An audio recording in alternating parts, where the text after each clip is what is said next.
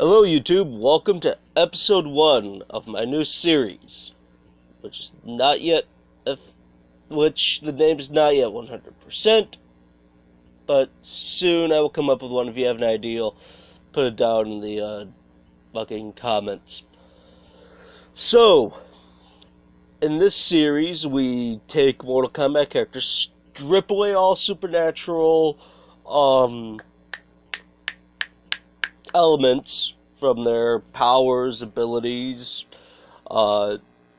strip away most of the sci-fi too, if it's like a cyborg character or whatever, and we essentially build a more reasonable, believable character. And in episode 1, we are doing one of my favorite characters of all time in Mortal Kombat. He is tied as my all-time favorite with Scorpion, Baraka, who NetherRealm has been treating like shit lately. So where to start on Baraka? We'll start with one of his most notable features, his blades. Now, I would say that if this creature were real, the blades would resemble something like this from Deception.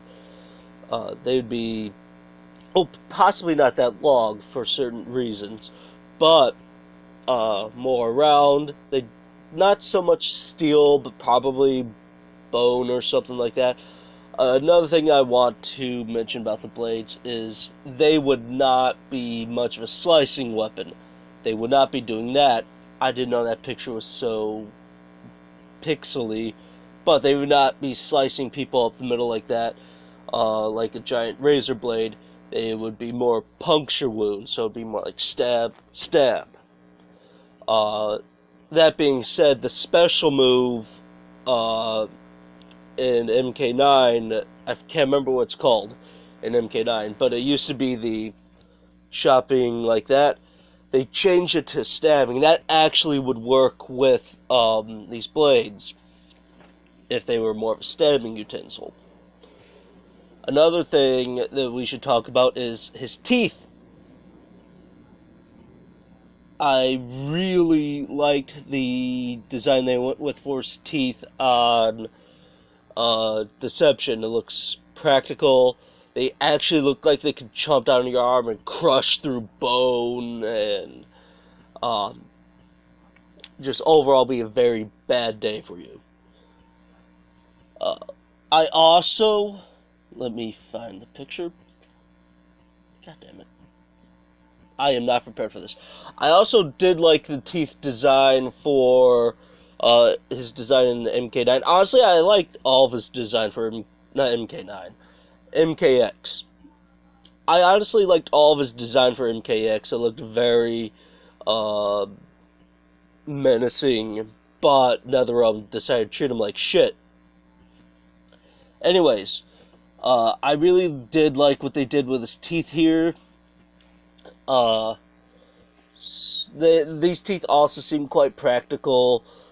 In MK9, I think I forgot to actually grab a picture of Baraka from MK9, now I think of it.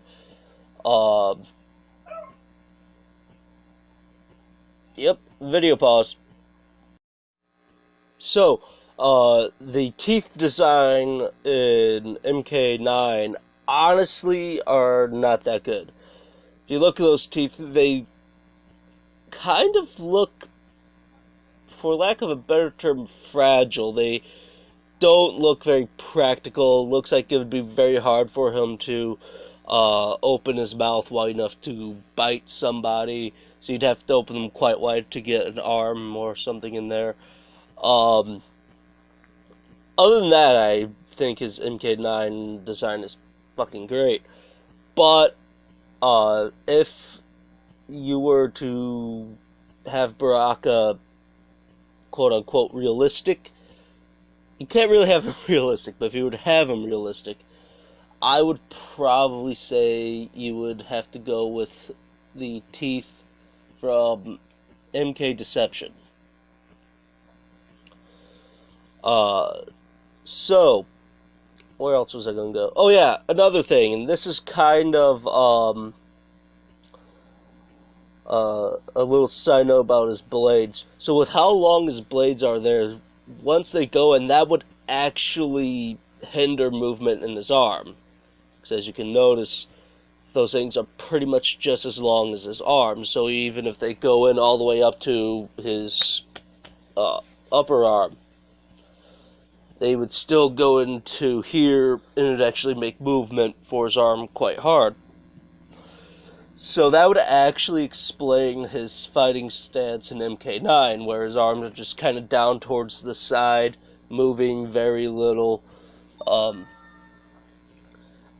So that's a little bonus ideal for the more realistic Baraka. That being said, I think that that would be a huge issue, and upon his race's evolutionary climb to whatever position they would be in, they would probably end up with smaller arm spikes. I'm calling them arm spikes because, as I said, they would probably not actually end up being a cutting utensil. They would be very much a puncture wound type of weapon. Now we're going to talk about environments that I could see Baraka potentially being from. Alright. We'll go to that picture for now. I could almost see him being from either a desert-like area or a jungle type area. Somewhere kind of hot. That would explain Tarkatans in general not having much hair.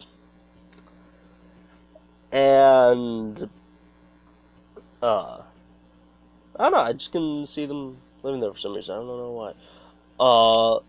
So that is probably going to actually conclude this video. I hope you enjoyed. That was just a few ways I could think of to make Baraka / Tarkatans for Mortal Kombat more scientific. So keep watching videos and subscribe. Also, there'll be a link in the description for a Let's Play channel me and my friend Bruce do. It's called Metal Nerds. Check it out. You might enjoy it.